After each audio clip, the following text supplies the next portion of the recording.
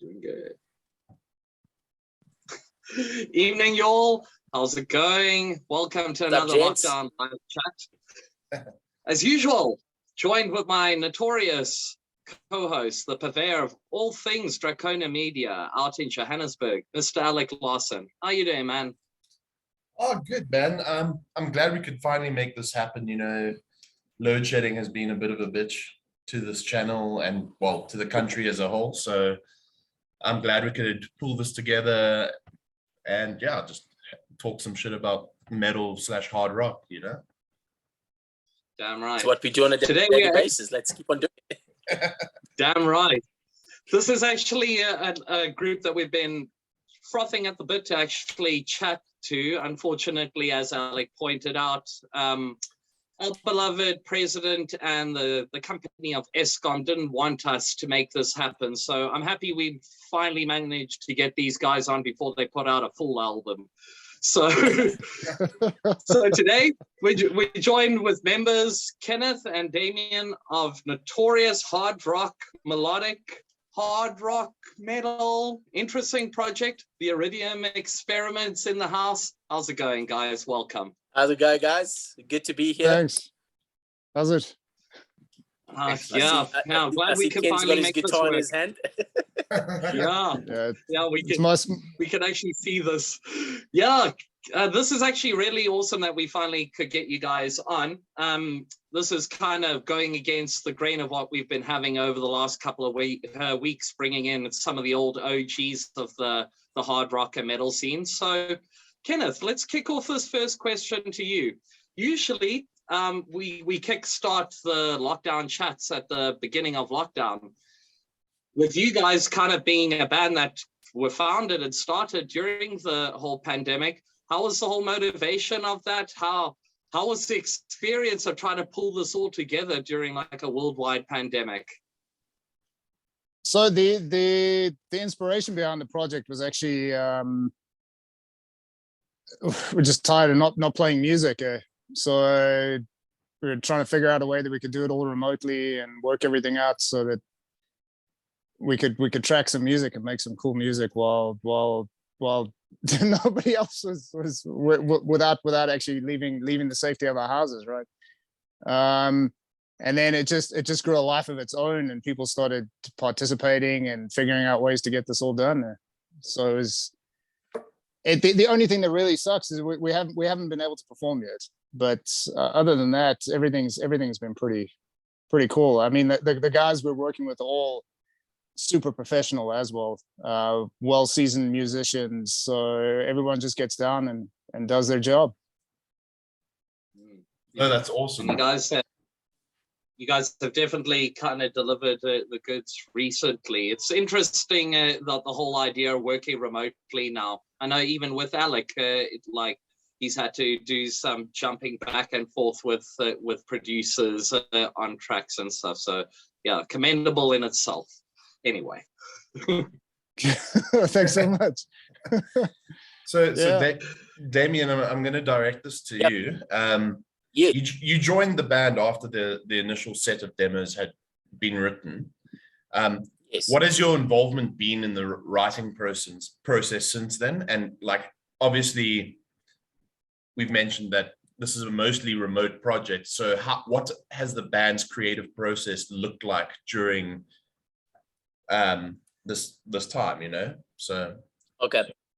So yeah, that's an interesting one. You know, to be honest, Ken is the main writer in the band. He will sit and he'll knock out 5 tracks in a day, and then randomly everybody would get stuff. But it's like kind of like blanks, you know, in the sense of like, guys, these are the ideas. This. Let's now get together. Let's work on arrangements. And I think that's where Ken and I work well together. We'll get in a room with a cup of coffee or 20 and sit and go through arrangements and let's add this, let's add that, let's do this. And then it goes to drummer first, and, you know, Caleb from Yumi and the Harmony and a couple of other bands that he's been involved in. He was actually in a thing with Mr. Newtown Knife Gang himself with... I can't remember his name. So he's been involved in a couple of things, and then it goes to Merrick Kyle. You know, how many bands was Merrick in now? I can't even recall. But he also did Brochella. So Merrick founded Brochella with a couple of guys. So then it goes to Merrick, and then it goes to our vocalist, who's also the vocalist in my band, Falling is Fatal, Nick. And then Nick was the newest join, actually. So it's a very weird writing way. It's not, if I look at the way I write in Falling versus the way we write in Iridium, there's a figurehead kind of writing going, this is the sound of Iridium. Like, this is kind of like the fountainhead of Iridium is Ken. And then from there, it goes to everyone.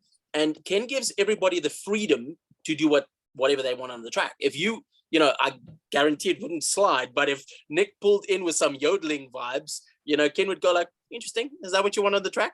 All right. Well, it's your name that's on it. So it starts with Ken writing these kick-ass riffs. And then from there, the arrangement starts and everybody else starts gluing their pieces together, which is, it's not the norm. The only other time I've ever had something like that is I used to be the bass player in a band called The Awakening. You guys might be familiar with. And Ashton does the same thing. Ash writes all the parts. He used to record everything himself. And there was one album where everything went out to myself, a guitarist from White Empress, who was in Missouri, I think. And then our drummer, who was also, he's a big producer and stuff in SA. So that's the only other time I've seen that. And it's not always that it works, but Ash is obviously seasoned. For Ken being the first time he's doing it this way, the gods just kind of allowed everything to kind of, the musical guys, to kind of like flow the way it did. So it is a weirder way of doing things, but it works for us. It allowed us to put out, I think we're working on EP3 now, Ken? Yeah, number 3. It allowed us to do 3 EPs so far since March. So, somehow it works. Oh, that's cool. It's crazy. What an intense little process, but you guys are pulling it off. So again, just kudos. Hopefully. Well, you mentioned the 30 EP is under construction, almost ready. Perhaps, Damian, you can kind of bring in a little bit of the concepts as to the first 2 EPs that came out, The Hero, Villain, Victim, and Buried No More. Perhaps you want to try to break down those a little bit. So we've got this unwritten rule in the band, and where we try not to tell people what we think of the songs, right? But being fair, the songs are out there now. So I can give you guys my point of view on it, at least. With Hero, Villain, Victim, we had a previous vocalist.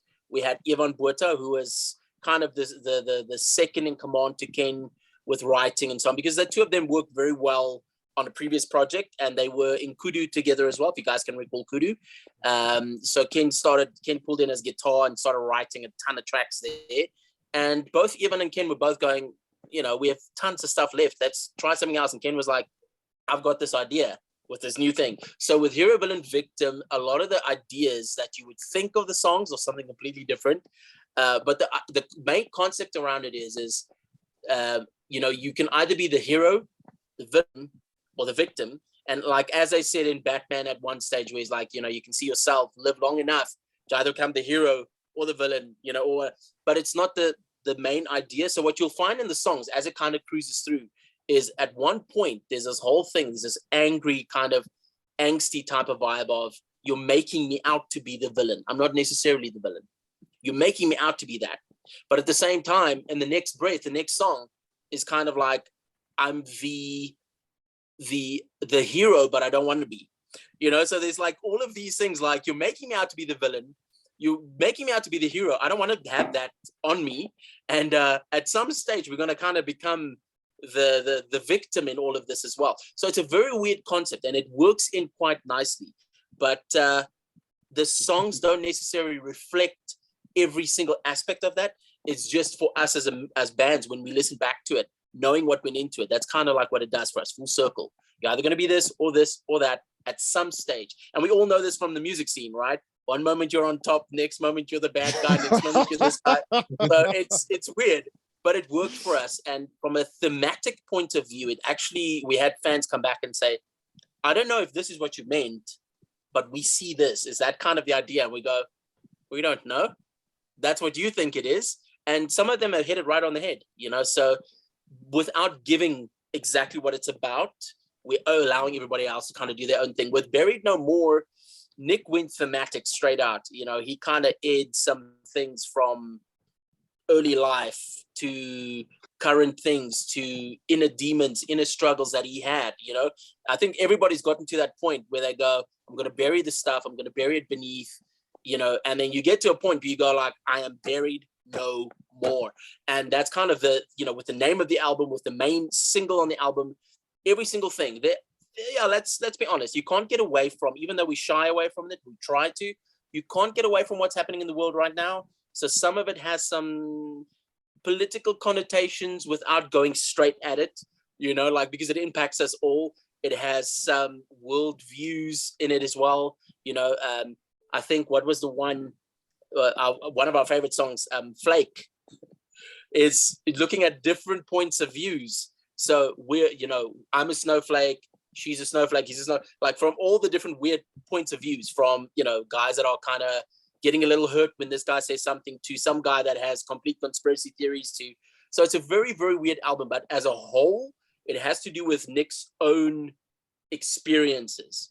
And it kind of goes from a very tough, dark place, and it kind of resolves quite nicely towards the end, where he goes, it's done. I'm over it. I'm out. I got out what I needed to say. Here's the song that kind of lets you guys know I'm over it. I'm done. I'm good. Right. So it actually tells quite a nice story, from track 1 all the way through to track 5. It resolves beautifully. Every song kind of has its own resolution, which is something Ken really went for. He made sure that Nick points out, hey, man, did this end badly? Is it still going like that? No, I'm over it. Things are good. He goes, well, then let it reflect in the song. Don't tell the listener things are still bad. You want to let them know there's a little bit of a light at the end of the tunnel. So that's that one. And the third one, it's still, man, there's a lot of construction happening there, because Nick's in a different headspace yet again. And as I said, Ken allows the guys to do their thing. So as much as we want to help write lyrically and thematically, that's Nick's baby, so he's got some interesting ideas. Awesome. I'm going to direct this one at you, Ken.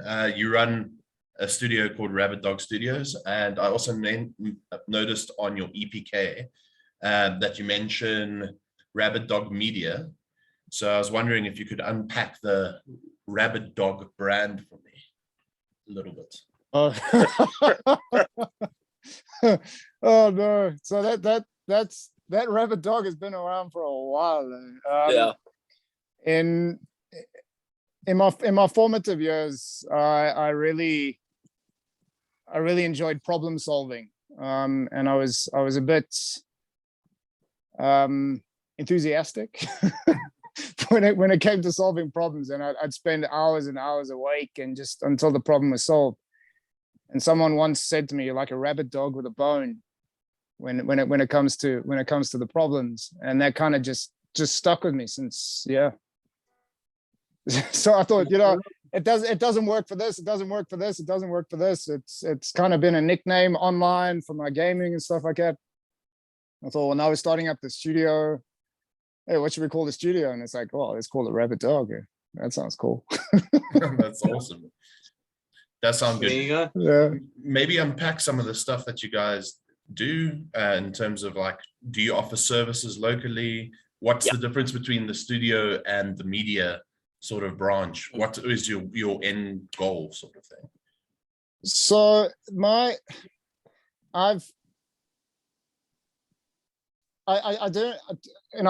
had a very tumultuous, difficult childhood, and my whole life I've kind of, up until the point that by God's grace I started actually making headway in life. I just spent so much time just saying, I wish somebody would just give me a leg up here and just help me out, just so I can put my head above water and actually see what's going on. And the initial inception of sort of Rabid Dog Studios was to give other artists that opportunity, because recording is kind of expensive, and it's difficult to get done. So I was trying to help guys out with that, and then Damian and myself had a chat around the idea of actually developing some talent with people that we witnessed, and we went like, what, that's somebody we'd like to work with. So the Rabid Dog Studio is kind of the production side of things, and then the Rabid Dog Media was the artist development, distribution, promotions, that promotion of the artists. That's where the media side of things comes in. But yeah, it's all kind of centered around trying to build a healthier music experience for guys that are coming up, as opposed to just getting. We wanted to protect the guys from all the sad stories that we've heard in the past, where some really talented guys came up and then they just got completely taken advantage of.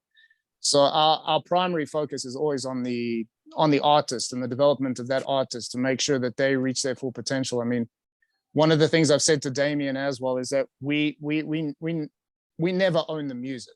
That'll always be retained by the artist. I'm not going to pull like these record label deals where guys are having to sacrifice their creative freedoms or their creative outputs in order to try and make a buck. I just don't think that's fair. That's true. But very Steve Albini vibes. If you guys are familiar with Steve Albini, he doesn't take royalty points unless he has to write something. So if Steve Albini took a royalty point on Surfer Rosa, the Pixies, he would have been rolling in it right now. Same with In Utero, Nirvana, but he refuses. Yeah. So it's the same kind of idea. So what we do with the media side of things is Ken is main producer. If need be, I co-produce and help things. If he needs, we help bands and solo artists write, compose. We help arrangements. We do all these things. We do have the remote capabilities. We've dealt with some artists internationally. Spain, we dealt with a band in Sweden. We started doing work with them. And then I think within a month or so, they actually got signed. And then, their relationship ended because the label's going, you're working with our guys now. You can't work with indies. But we had great experiences with these guys. And to show that what we gave them was acceptable, and from an international point of view. So we do that side, from the recording aspect to mixing to name it, we do the entire thing. It's a tight little studio, but I mean, it's geared up to the wazoo. It's crazy. It's kind of like a man cave dream. On the media side, we're talking radio plugging, we're talking distribution, as Ken said, to get it out there. We've got connections with Blast Beat Media, which is, Metal Sucks, Metal Insider, Ghost Cold Magazine, like all these guys. We took months to build up relationships. And at this stage, we, if I mail someone there, I mail Robert Pasbani, the co-owner, and I speak to him about it, and he'll speak to everyone else. So it takes a while. I mean, you guys know this, Alec, you've been around the block as well in regard to that. So we do that side too, but without having a guy have to go sell his car to pay for it, So we now have 2 artists that we're busy. We just signed up recently again. There's actually a third on the way as well that we're working with this month.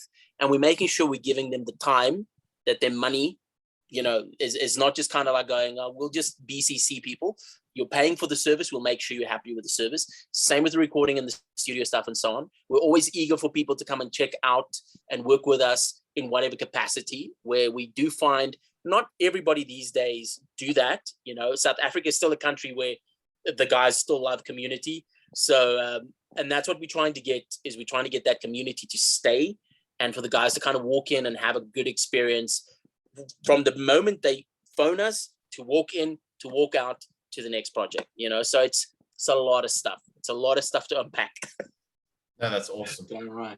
Sounds great. Well, you guys are contributing to the scene, and that's kind of the point. But let's stop talking about other people. Let's bring it right back to the Iridium Experiment. So perhaps, Damian, you can kind of let's get a little bit of an elevator pitch, if you will. How would you break down the sound of the Iridium Experiment? Because we've mentioned it's a very difficult one to put our finger on it. So perhaps you can help break it down. Yeah, good luck with that, man. I think we knocked him. I think he got so shocked by the question he jumped offline. I think we scared it. We literally like, there we go. There we go. My Mr. Falling is the second one. Damian, Even the second one. Oh, let's see. Damian, you're gonna have to start again, man. You dropped out there. How about you, Ken? Did I Maybe drop you out can fill in the blanks for the meantime. Can you guys hear me?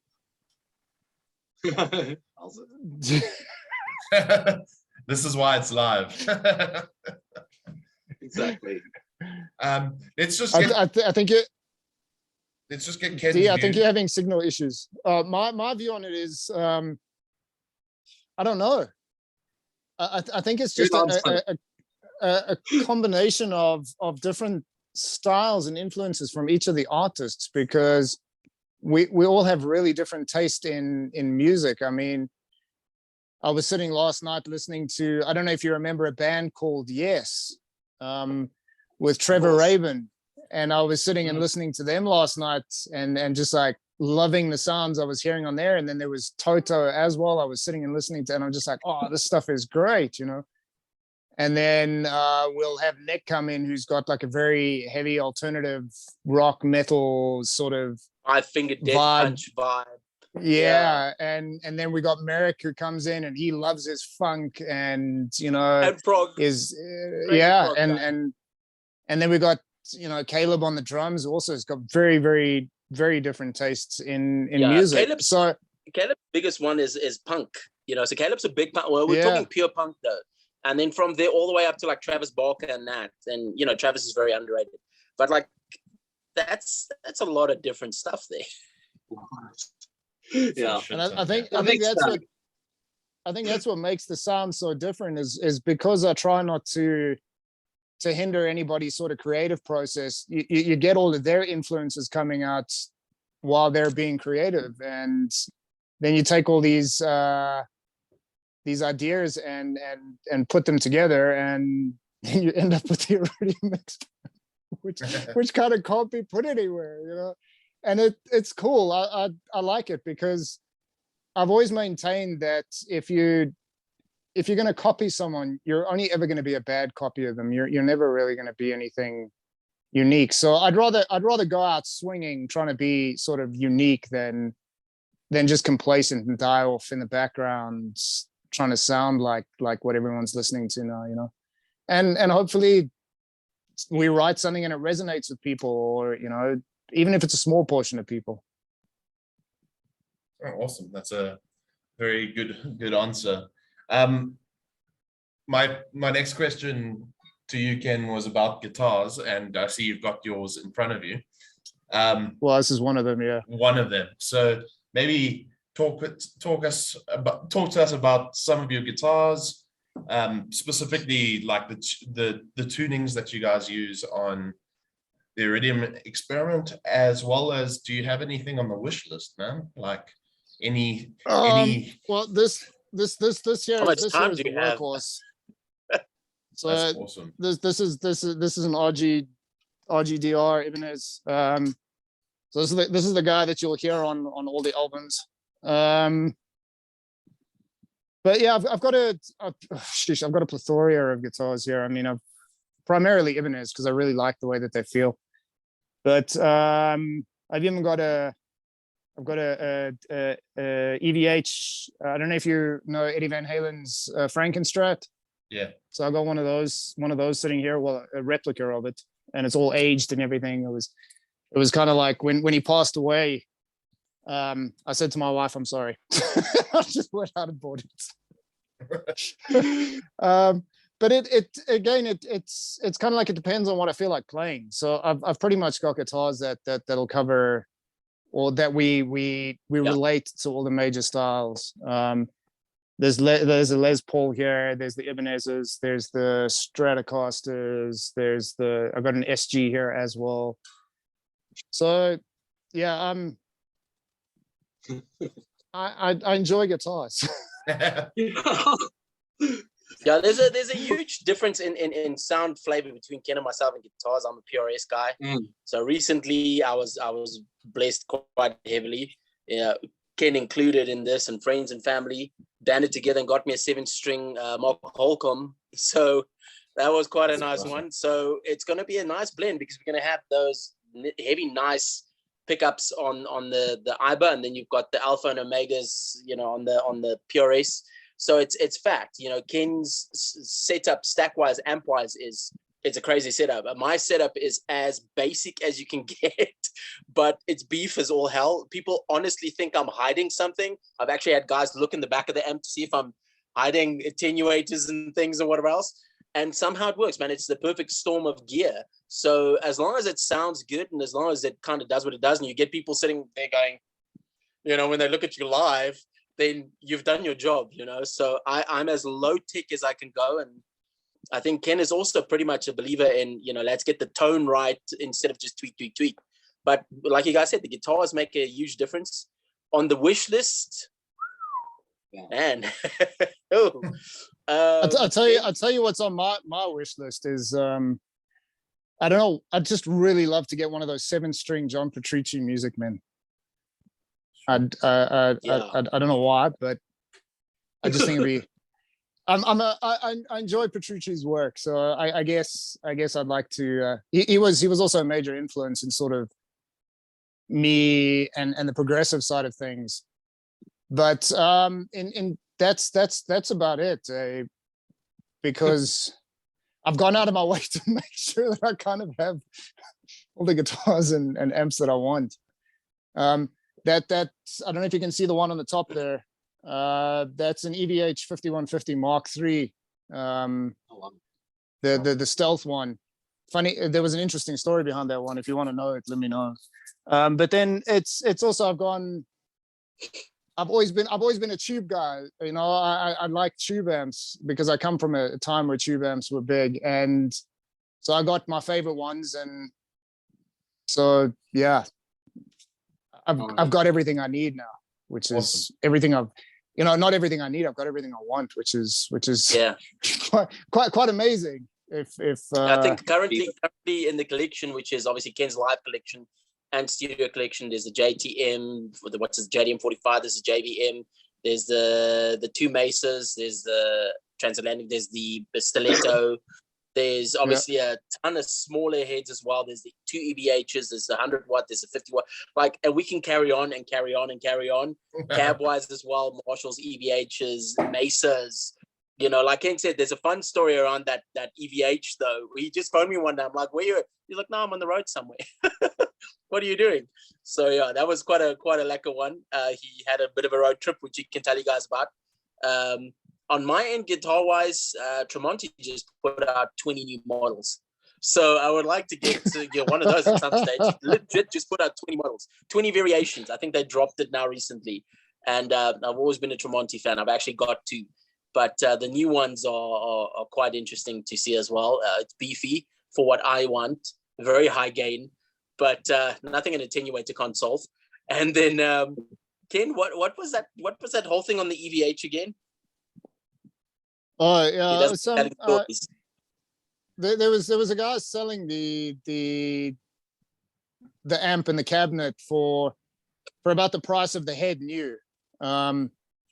And I was like, I really want that, again, because I'm a huge Eddie Van Halen fan. I mean, one of the first LPs I made sure I went and bought was Van Halen 1.